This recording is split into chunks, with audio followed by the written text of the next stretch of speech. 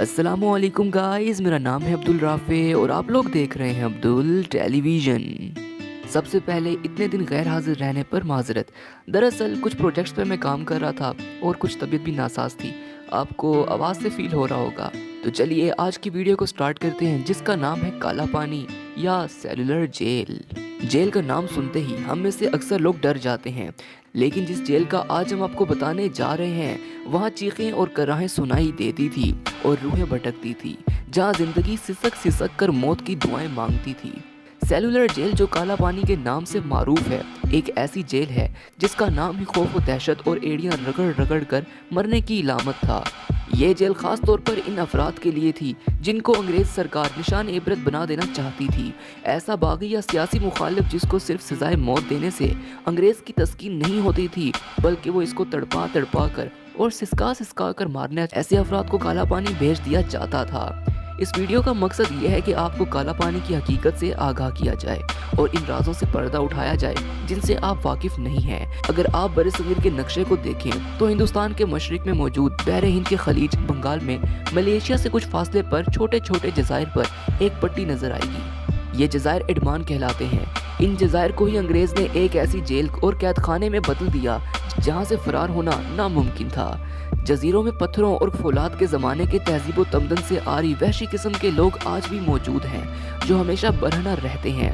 पूरी दुनिया में इनकी ज़बान कोई नहीं समझ सकता। वो महज़ब इंसानों से दूर भागते हैं, जिंदगी भर जंगलों से बाहर नहीं निकलते। इनके सर गोल हैं और आंखें बाहर निकली हुई, लेकिन इनके दांत निहायत चमकीले और सफ़ेद और बाल घुंघराले हैं।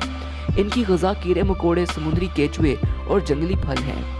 आज भी वो माचिस के बजाय पत्थर रगड़ रगड़ कर आग जलाते हैं। इनके मकानात और रहन सहन को देखकर हर कोई यही कह सकता है कि ये हजरत आदम के ज़माने के लोग हैं। ज़माने में रोनमा होने वाले किसी भी वाक़े या ज़मीन पर होने वाले किसी भी हादसे का ना इनको इल्म है, ना इनसे कोई वास्ता। हुकूमत का कोई कानून इन पर नाफिज नहीं होता। ये लोग शहरी और महजब इंसानों से वहशत करते हैं और इनसे दूर भागते हैं या फिर इन पर हमला करते हैं। इनके इलाकों को हुकूमत ने महफूज करार देकर इसके आसपास पहरा लगा दिया है। सरकारी इजाज़त के बगैर कोई वहाँ नहीं जा सकता। आज भी इन वहशी इंसानों की तादाद का सही इल्म ना हुकूमत को है और ना किसी और को।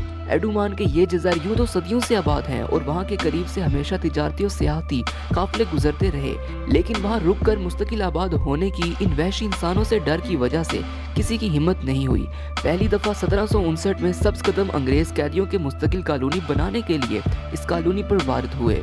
यहाँ के गैर महज़ब वहशियों ने इन पर हमला कर दिया और एक खून रेज जंग के बाद अंग्रेज यहाँ के कुछ इलाकों पर कब्जा करने में कामयाब हो गए। इस वक्त फरंगी लश्करी यहाँ अपने 200 कैदियों को लेकर इस जमीन पर काबिज हुए थे। ये जजायर काली कीचड़ वाली दलदलों से भरे हुए थे। यहाँ किंग साइज मच्छर, खतरनाक सांप बिच्छू और अजीबोगरीब किस्म के बेशुमार इकसाम के जहरीले कीड़े मकोड़े और छिपकलियाँ भरी पड़ी हैं। करे अर्ज पर यूं तो कई और झीलें भी मौजूद हैं। अमेरिका ने अलकायदा और तालिबान कैदियों के लिए ये अजियतनाक जेल बनाई है, मगर काला पानी की जेल इससे भी बदतर थी। इस जेल में कैदी अगर सख्त जिस्मानी मुशक्कत से ना मरते तो मलेरिया से ज़रूर मर जाते, क्योंकि जिस जजीरे पर वो बनाई गई थी वहाँ मलेरिया की बीमारी आम थी और इसका इलाज ना होने के बराबर।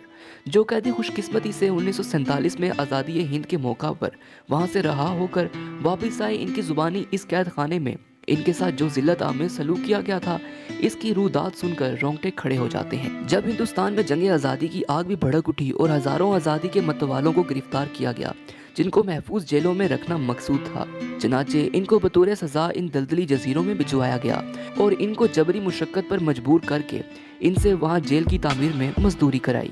इस जेल की तामीर 1906 में सल्तनत इंग्लिशिया के बागियों को अजियत देने के लिए की गई थी। चूँकि इस जेल की अंदरूनी साख्त सेल यानी कोठरी जैसी है, इसलिए इसका नाम सेलुलर जेल रखा गया। तामीरी लिहाज से देखा जाए तो इस जेल के दरमियान एक टावर बना है जिससे 7 शाखें फूटती हैं। यहाँ से कैदियों की सख्त निगरानी की जाती थी। यहाँ मुल्क के मुख्तलिफ हिस्सों से लाए गए मुजाहिदीन आज़ादी को रखा जाता था। इन्हें सख्त अजियतें दी जाती थी, जिनमें चक्की पीसना, तेल निकालना, पत्थर तोड़ना, लकड़ी काटना, एक हफ्ते तक हटकरियाँ बांधे रखना, तन्हाई के दिन गुजारना, 4 दिन तक भूखे रखना, 10 दिनों तक क्रॉस बार की हालत में रहना वगैरह शामिल थे। तेल निकालने की मिल में काम करना और भी ज्यादा दर्दनाक था। عموماً یہاں سانس لینا بہت دشوار ہوتا تھا، زبان سوکھ جاتی تھی، دماغ سن ہو جاتے تھے، ہاتھوں میں چھالے پڑ جاتے تھے۔ کالا پانی جیل کا عملہ انگریز کی خواہش کے مطابق مقرر کیا جاتا تھا۔ اس دور میں کچھ قیدی وہاں سے بھاگ جانے میں کامیاب ہو گئے، بہت سے بھاگنے کے لیے ہاتھ پاؤں مارتے تھے۔ اس جیل میں ملاوٹ شدہ خوراک، جھوٹ، رشوت خوری، قتل، زنا، اغوا، حرام کاری، حرام خوری سے لے کر زندہ اور مردہ انسانوں کی عزت لوٹنے کا جرم کرنے والے سارے عمر کے لیے قید کیے جاتے تھے تاکہ باقی انسانیت کو محفوظ رکھا جا سکے۔ آج تک یہ معلوم نہیں ہو سکا کہ کسی قیدی کو اڈمان بھیجنے کے لیے کالا پانی لفظ استعمال کیوں کیا جاتا تھا۔ ممکن ہے کہ اس کا مطلب سمندر پار بھیجنا رہا ہو، جو ہندوستان سے ہزاروں کوسوں دور واقع تھا، اور ہندوستانی محاورے میں طویل فاصلے کے لیے کالے کوس جیسے الفاظ پہلے ہی سے رائج تھے۔ کالا پانی کا نام سنتے ہی ذہن میں اس جیل خانے کا نقشہ ابھر آتا ہے جہاں جو بھی ایک مرتبہ گیا وہ شاید ہی زندہ واپس لوٹا، بلکہ اس کی لاش کو بھی اپنے وطن کی مٹی نصیب نہ ہوئی۔ کالا پانی کے بارے میں مفصل تفصیلات ہمیں مولانا محمد جعفر تھانیسری کی کتاب تواریخ عجیب سے ملتا ہے۔ مولانا جنگ آزادی 1857 کے سرگرم مجاہد تھے۔ کالا پانی سے رہائی پانے کے بعد مولانا نے اپنی یادداشتوں پر ایک کتاب لکھی۔ اس کتاب کو اردو کے پہلے خود نوشت سواں امری اور پہلی سیاسی خود نوشت سواں امری ہونے کا اعزاز بھی حاصل ہے۔ مولانا جعفر تھانیسری اس کتاب میں تحریر فرماتے ہیں: ہمارے ہاتھوں میں ہتھکڑیاں، پیروں میں بیڑیاں، جسم پر جیل کا لباس اور کمر پر لوہے اور جسم پر لوہے کی سلاخیں تھیں۔ انگریز نے ہمارے لیے خاص لوہے کے کفس تیار کروائے اور ہمیں ان میں ڈال دیا۔ اس پنجرے میں لوہے کے چونچدار سلاخیں بھی لگوائی، جس کی وجہ سے ہم نہ سہارا لے سکتے تھے اور نہ بیٹھ سکتے تھے۔ ہماری آنکھوں سے آنسو اور پیروں سے خون بہہ رہے تھے۔ غدر کے ملزمان انگریزوں کی نگاہ میں اتنے بڑے مجرم سمجھے گئے کہ غدر 1857 میں پکڑے گئے لوگوں کو یا تو سرعام پھانسی دے دی گئی تھی یا بہت سے لوگوں کو اسی جزیرے اڈمان میں موت سے بدتر زندگی گزارنے کے لیے بھیجا گیا تھا۔ کالا پانی کے بارے میں جس دوسری شخصیت نے اپنی کتاب میں ذکر کیا وہ مولانا فضل حق خیر آبادی تھے۔ علامہ فضل حق خیر آبادی انقلاب 1857 کے پیش رو تھے۔ جب انہیں قید کر لیا تو ایک قید خانے سے دوسرے قید خانے اور ایک سخت زمین سے دوسرے سخت زمین میں منتقل کرنا شروع کیا۔ مصیبت پر مصیبت اور غم پر غم پہنچایا۔ ان کا جوتا اور لباس تک اتار کر موٹے اور سخت کپڑے پہنا دیے، نرم و بہتر بستر چھین کر خراب، سخت اور تکلیف دہ بچھونا حوالے کر دیا، گویا اس پر کانٹے بچھا دیے گئے تھے یا دہکتی ہوئی چنگاریں ڈال دی گئی تھی۔ ان کے پاس لوٹا، پیالہ اور کوئی برتن تک نہ چھوڑا۔ وہ کہتے ہیں کہ پھر دشمنوں کے ظلم نے مجھے ایک دریا کے کنارے ایک بلند و مضبوط نوافق آب و ہوا والے پہاڑ پر پہنچا دیا، جہاں سورج ہمیشہ سر پر رہتا تھا۔ اس میں دشوار گزار گھاٹیاں اور راہیں تھیں جنہیں دریائے شور کی موجیں ڈھانپ لیتی تھی۔ اس کی غذا حنظل سے زیادہ کڑوی، اس کا پانی سانپوں کے زہر سے بڑھ کر زہر رساں، اس کا آسمان غموں کی بارش کرنے والا، اس کا بادل رنج و غم برسانے والا، اس کی زمین آبلہ دار، اس کی سنگ ریزے بدن کے پھنسیاں اور اس کی ہوا ذلت خواری کی وجہ سے ٹیڑھی چلنے والی تھی۔ ہر کوٹری پر چھپر تھا جس میں رنج و مرض بھرا ہوا تھا۔ وہ کہتے ہیں کہ میری آنکھوں کی طرح ان کی چھتیں بھی ٹپکتی رہتی تھی۔ ہوا بدبودار اور بیماریوں کے مخزن تھی۔ مرض سستا اور دوا گراں، بیماریاں بے شمار، خارش و کوبہ یعنی وہ مرض جس سے بدن کی کھال پھٹنے اور چھلنے لگتی ہے، عام تھی۔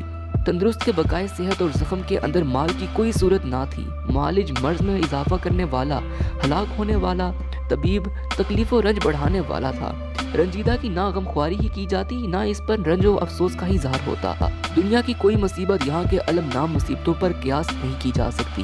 یہاں کی معمولی بیماری بھی خطرناک ہے۔ مرض نہ پہچانتے ہوئے دوا پلا کر موت کے منہ کے قریب پہنچا دیا جاتا تھا۔ جب ان میں سے کوئی مر جاتا تو نجس و ناپاک خاکروب جو در حقیقت شیطان یا دیو ہوتا، اس کی ٹانگ پکڑ کر کھینچتا ہوا غسل و کفن کے بغیر ہی اس کے کپڑے اتار کر ریت کے تودے میں ڈبا دیتا تھا۔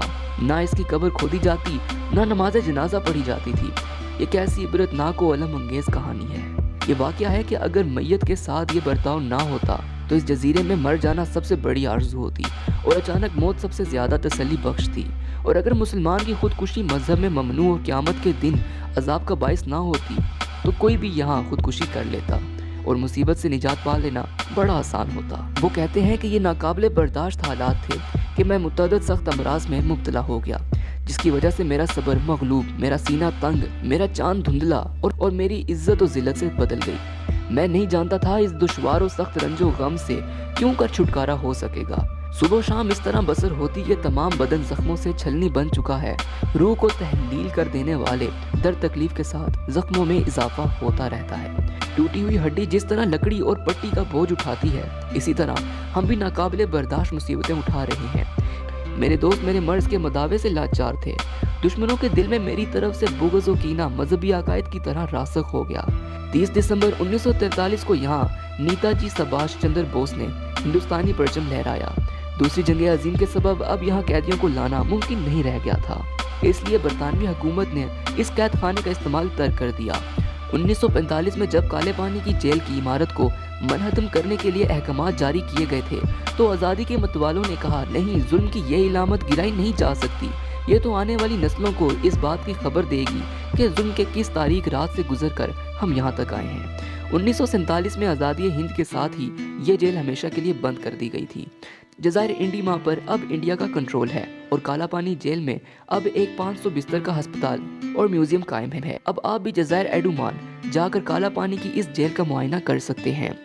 شاید آج بھی یہاں رات کی تاریک میں ایڑیاں رگڑ رگڑ کر ہلاک ہونے والے لاکھوں قیدیوں کی سسکیاں، چیخیں اور کرائیں سناتی دیتی ہوں اور روحیں بھٹکتی ہوں گی، جن کے گلے سڑے زخموں کو حشرات الارض چوستے اور کاٹتے تھے، جن پر انسانیت سوز تشدد کیا جاتا تھا۔ وہ ہزاروں جو کالا پانی سے فرار کی کوشش میں سمندر کے کھارے پانی میں ڈوب مرے اور پھر ان کی پھولی ہوئی گلی سڑی سیاہ لاشوں کو سمندر نے دوبارہ ساحل پر لا پٹخارا، جن کو ان کے مذہب کے مطابق نہ تو آخری رسومات نصیب ہوئی اور نہ کفن و قبر۔ تو دوستو، امید کرتا ہوں کہ آپ کو آج کی ویڈیو پسند آئی ہو۔ اگر آپ کو آج کی ویڈیو پسند آئی ہو تو لائک کا بٹن ضرور دبائیں، اور اگر آپ نے اب تک اس چینل کو سبسکرائب نہیں کیا تو سبسکرائب بھی کر دیں۔ ملتے ہیں اگلی ویڈیو میں، تب تک کے لیے اللہ حافظ۔